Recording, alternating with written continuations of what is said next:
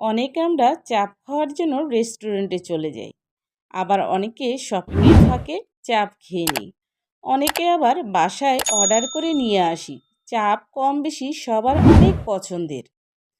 তো এই পছন্দের চাপটি আজকে আমি বাসায় তৈরি করব, একদম ঘরোয়াভাবে অল্প উপকরণে। আসসালামু আলাইকুম। আজকের রেসিপিটা যদি ভালো লাগে অবশ্যই আমার চ্যানেলটি সবাই সাবস্ক্রাইব করবেন, আর ফেসবুক থেকে দেখলে ফলো দিবেন, শেয়ার করবেন। এখানে আমার ঘরে যে গরুর মাংস ছিল সেটাই নিয়েছি। চাইলে আপনারা বাজার থেকে চাপের মাংস পাওয়া যায়। কসাইকে বললে তারা আপনাদেরকে চাপের যে মাংসটা আছে সেটা তৈরি করে দিবে। যেহেতু আমার মাংসটা চাপের জন্য প্রস্তুত ছিল না, তো আমি এর জন্য পাটাপোতার সাহায্যে এটা প্রস্তুত করে নিলাম। ঠিক এরকম করে একদম পাতলা হয়ে গেছে। এরকম করে নিলে ভাজতেও সুবিধা হয়, তাড়াতাড়ি হয়ে যায়।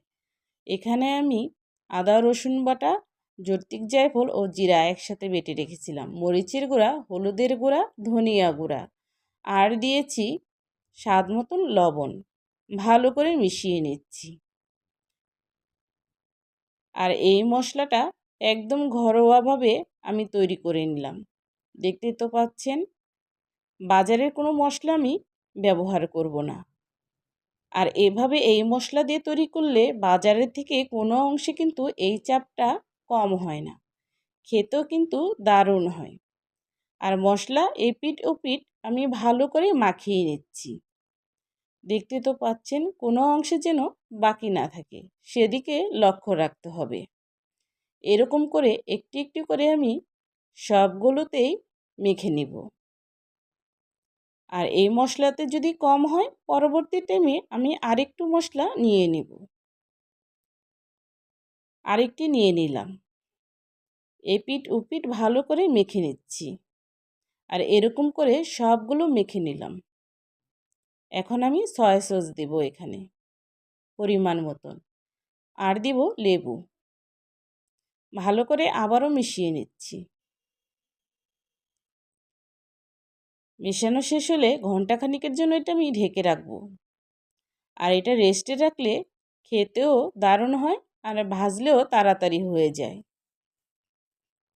তো দেখতে তো পাচ্ছেন, এখানে আমি তেল দিয়ে দিলাম পরিমাণ মতন, আর একটা একটা করে চাপগুলো দিয়ে দিচ্ছি। ঢাকনা দিয়ে ঢেকে দেব যেন তাড়াতাড়ি মাংসটা সেদ্ধ হয়ে যায়। আর মাংসের ভিতরে যে পানিটা ছিল দেখতে তো পাচ্ছেন বের হয়ে গেছে। আবারও ঢেকে দেব।